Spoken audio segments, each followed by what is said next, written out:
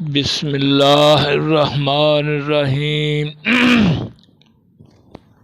صدائے حیات، voice of life, episode 54، حضرت انسان، لیسن فرام ڈیوائن بک۔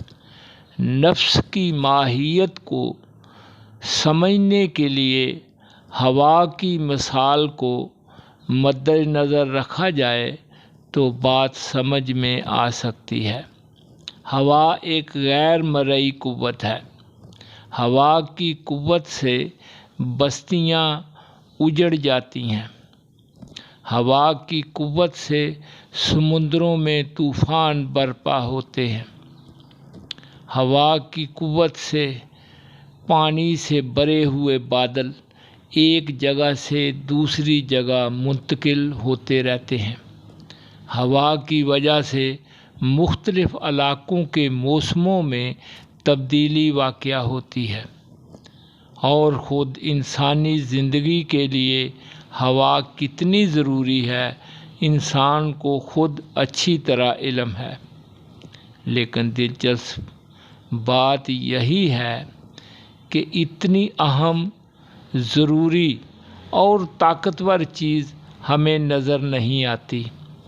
ہوا کی طاقت کی کیفیت کو ہم محسوس کرتے ہیں یا اس طاقت کے اثرات کو دیکھتے ہیں، مگر خود ہوا دکھائی نہیں دیتی۔ بالکل اسی طرح انسانی نفس میں بھی بہت سی قوتیں پوشیدہ ہیں، لیکن یہ نفس نظر نہیں آتا۔ یہ نفس انسانی جسم سے کام تو لیتا ہے، لیکن انسانی جسم میں موجود نہیں ہے۔ نفس کی مملکت بڑی مملکت ہے۔ اس مملکت میں نفس کے لشکر پائے جاتے ہیں۔ نفس کی مملکت یا تو ان لشکروں سے شاد اور آباد ہے یا پھر تباہ و برباد ہے۔ ان تمام لشکروں کی کارروائی بذریعہ نفس انسانی جسم پر منتقل ہوتی ہے، اور انسانی جسم کے اجزاء نفس کے حکم پر حرکت میں آ جاتے ہیں۔ ظلم کرنے میں اور ہمدردی کرنے میں انسانی اجزاء بظاہر ایک ہی طرح کا عمل کرتے ہیں۔ فرق صرف نفس کی کیفیت کا ہے کہ اس وقت نفس کس لشکر کے زیر اثر ہے۔ اگر انسانی نفس اس وقت نفرت اور غصے کے لشکر کے زیر اثر ہے تو انسان کے جسمانی اجزاء ظلم اور جبر کا کام کریں گے۔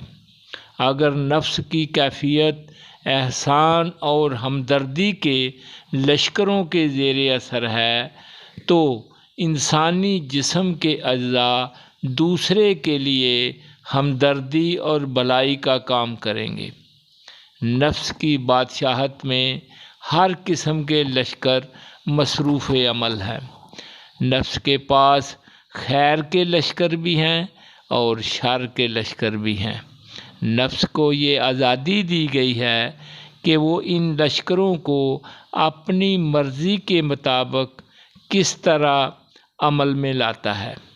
خیر کے لشکر روحانی قوتوں سے جوڑ رکھتے ہیں اور شر کے لشکر شیطانی قوتوں سے وابستہ ہوتے ہیں۔ انسانی نفس کو عمل کی یہ آزادی خالق کائنات، مالک الملک، عزیز الحکیم، علی الکبیر، علیم الخبیر، سمیع البصیر، علیم القدیر، رب العالمین، الہ العالمین، وحدہ لا شریک، کریم مالک کے مقرر کردہ دائرہ اختیار کے اندر دی گئی ہے۔ نفس اپنی آزادی اختیار کو اس مقرر شدہ دائرہ اختیار سے باہر استعمال نہیں کر سکتا۔ یا معشر الجن والانس ان استطعتم ان تنفذوا من اقطار السماوات والارض فانفذوا لا تنفذون الا بسلطان۔ رحمان: اے جنوں اور انسانوں، اگر تمہیں قدرت ہے تو آسمانوں اور زمین کو کناروں سے بھاگ نکلو، تو نکل بھاگو، اور تم انسانوں اور جنوں بغیر اجازت اللہ تعالیٰ کی اجازت کے بغیر نہیں نکل سکتے۔ مالک الملک قدوس السلام قوی العزیز خلاق العلیم رب العالمین الہ العالمین وحدہ لا شریک کریم مالک نے انسانی نفس کو خیر اور شر کی دونوں قوتیں عطا فرمائی ہیں۔ نفس ان قوتوں کا حکمران ہے۔ اب یہ نفس کی مرضی اور کیفیت پر ہے کہ جسمانی عمل کے لیے نفس خیر کی قوتوں سے کام لیتا ہے یا شر کی قوتوں سے کام لیتا ہے۔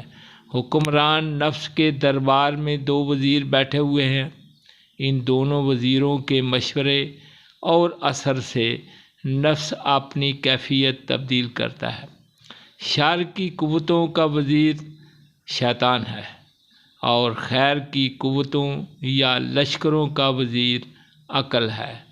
اب یہ نفس کی اپنی مرضی ہے کہ وہ کس وزیر کا مشورہ مانتا ہے اور اس پر عمل کرنے کے لیے جسم کو حکم دیتا ہے۔ ہر جسمانی عمل سے پہلے یہ دونوں وزیر یعنی خیر کا وزیر اور شر کا وزیر نفس کو اپنے اپنے مشوروں سے نوازتے ہیں۔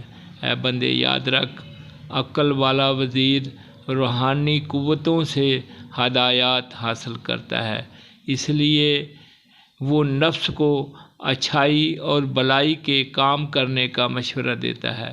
نفس کا دوسرا وزیر شیطان ہے۔ یہ وزیر چونکہ شر کی قوتوں کا سربراہ ہے، اس لیے ابلیس لعنتی سے مشورے حاصل کرتا ہے۔ ابلیس چونکہ انسان کا کھلا دشمن ہے اور انسان کا سب سے بڑا حاسد ہے، اگر نفس اس لعنتی شیطان کا مشورہ قبول کر لیتا ہے تو نفس خود بھی لعنتی شیطان بن جاتا ہے۔ وما علینا الا البلاغ المبین۔ آمین۔